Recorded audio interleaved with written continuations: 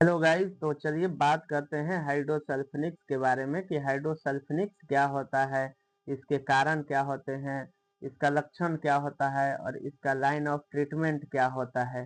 तो हाइड्रोसल्फोनिक्स की बात करें तो हाइड्रोसल्फोनिक्स में क्या होता है कि जो फीमेल के जो फैलोपियन ट्यूब होते हैं, जो यूट्रस से ओवरी में जो कनेक्टेड एक ट्यूब होता है, फैलोपियन ट्यूब उसको बोलते हैं, वो ब्लॉक कर जाती है और उसमें तरल पदार्थ जैसा एक फ्लूइड भर जाता है।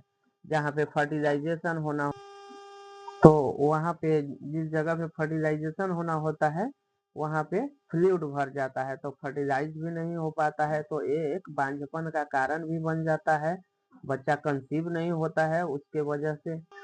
तो अब जानेंगे कि हाइड्रोसल्फोनिक्स क्यों हो जाता है, हाइड्रोसल्फोनिक्स के कारण क्या होते हैं। तो जनरली इसका मेन 4-5 कारण है जो हम एक्सप्लेन अभी कर रहे हैं।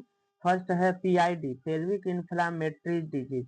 मतलब कहें तो यूट्रस मतलब बच्चेदानी और फैलोपियन ट्यूब ओवरी वाला एरिया में किसी तरह का इन्फेक्शन होता है, तो उसे पीआईडी बोलते हैं। ठीक है, पीआईडी काउज करता है, पीओडी में कलेक्शन हो जाता है और वो हाइड्रोसल्फोनिक्स भी करा सकता है। हाइड्रोसल्फोनिक्स का मेन कारण वो भी बन सकता है पीआईडी।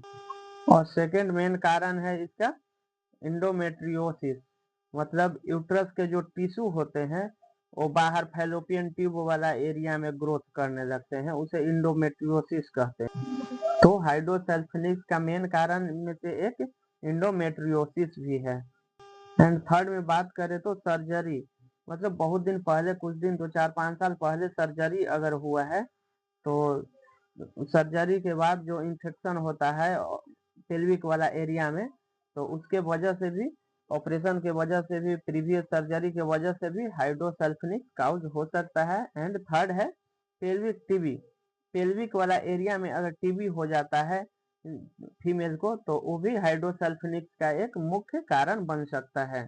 तो अब जानेंगे कि हाइड्रोसल्फोनिक्स के लक्षण क्या है, कैसे पता चलेगा, क्या क्या महसूस हो सकता है अगर हाइड्रोसल्फोनिक्स रहेगा। तो हाइड्रोसल्फोनिक्स के कई बार जनरली कोई लक्षण नहीं होता है, कोई वैसा फील नहीं होता है फीमेल को।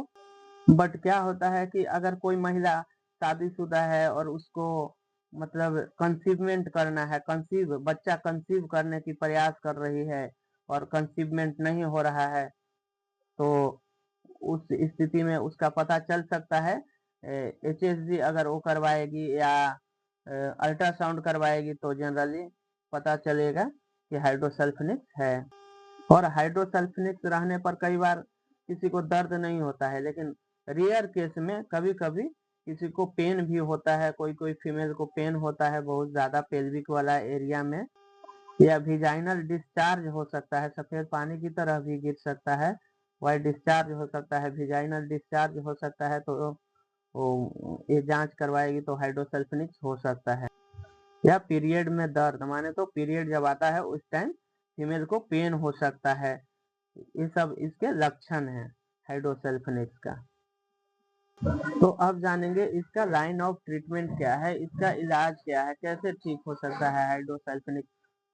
तो हाइड्रोसल्फोनिक्स में इस बात पे डिपेंड करता है कि फीमेल प्रेगनेंसी कंसीव करना चाहती हैं या नहीं। ठीक है, तो इसमें इसका इलाज मुख्य रूप से लेप्रोस्कोपिक द्वारा ऑपरेशन करके वो फैलोपियन ट्यूब में जो पानी इकट्ठा है, एक्यूमुलेशन है फ्लूइड का, उसको निकाला जा सकता है। एंड रेयरेस्ट केस में क्या होता है कि कभी कभी फैलोपियन ट्यूब को पूरा निकाल दिया जाता है। और एक और इसमें ट्रीटमेंट है कि अगर कम फ्लूइड है, अल्ट्रासाउंड से पता चल जाता है कि फ्लूइड कितना है, कितना बड़ा ये हाइड्रोसल्फोनिक्स है। तो अगर कम फ्लूइड है, कम प्रॉब्लम की क्रिएट की हुई है, कम ट्यूब ब्लॉक है, तो उसमें एक नीडल के माध्यम से छोटा सा छेद कर करके फ्लूइड को बाहर निकाल दिया जाता है और ट्यूब को सही कर दिया जाता है। बट इसमें क्या है कि दोबारा से फ्लूइड जमा होने का चांसेस रहता है।